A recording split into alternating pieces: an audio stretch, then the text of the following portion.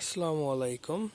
The family ফার্মে আপনাদের সবাইকে স্বাগতম। আজকে আমি আপনাদেরকে আমার সম্পূর্ণ ফার্মটা ঘুরে দেখাবো। আমার ফার্মের দক্ষিণ পাশে আমরা কিছু ঘাস লাগিয়েছি, যে ঘাসের নাম হচ্ছে জারা ঘাস।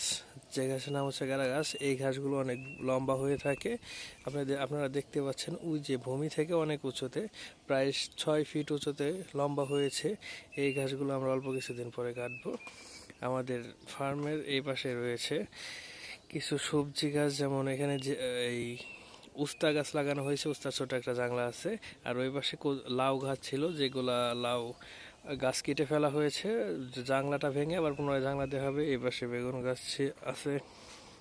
বেগুন গাছের সামনে আপনারা দেখতে পারবেন যে ওইখানে আরও কিছু ঘাস লাগানো হয়েছে, যে ঘাসগুলোর নাম হচ্ছে স্মার্ট নেপিয়ার। আর স্মার্ট নেপিয়ার ঘাসের বিশেষত্ব হচ্ছে এই ঘাসগুলো অনেক বেশি বড় হয়। আপনারা দেখলেই বুঝতে পারবেন যে একটা ঘাসে কত বড় ছোপ ধারণ করেছে।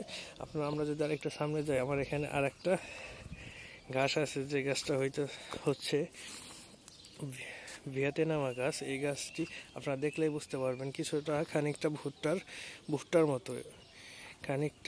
মতো এই গাছগুলো অনেক বড় বড় পাতা হয়ে থাকে এবং বড় বড় ছোপ ধারণ করে। আমি যদি আরেকটু সামনে আগাই, আপনারা দেখতে পারবেন আমার ফার্মের এই পাশে কিছু ছাগলের শেড উঠানো আছে। এই পাশে ছাগল পালন করা হয়, আর এই গাছগুলো ছাগল অনেক বেশি পছন্দ করে। আমার ফার্মে এখন ছাগলগুলো হচ্ছে সবাই ছায়ায় লুকিয়ে আছে, অনেক রোদ উঠেছে, এই জন্য এটা ছাগলের শেড। আর এই পাশে অল্প 3টা ছাগল খাবার খাচ্ছে। আর এই পাশে আপনারা দেখতে পারবেন সেটার নিচে সেট মাছা করে দেওয়া হয়েছে, যাতে করে রোগ জীবাণুতে প্রতিরোধ করতে সুবিধা হয়। এই পাশে কিছু ছাগল আছে, ওইখানে কিছু ছাগল আছে, আর সেটার ভিতরে কিছু ছাগল আছে। অতিরিক্ত গরমের কারণে তারা ছায়ায় গিয়েছে। পরবর্তীতে আবার ভালো করে আপনাদেরকে দেখানো হবে।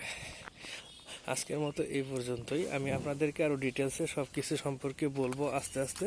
সেই সব কিছু জানার জন্য আপনারা সবাই আমার সাথেই থাকুন। আমার চ্যানেলটি সাবস্ক্রাইব করে আমাদের পাশে থাকুন। ইনশাআল্লাহ আমি আস্তে আস্তে আপনাদেরকে সব কিছু সম্পর্কে আরও বেশি ধারণা দিব। আসসালামু আলাইকুম, আল্লাহ হাফেজ।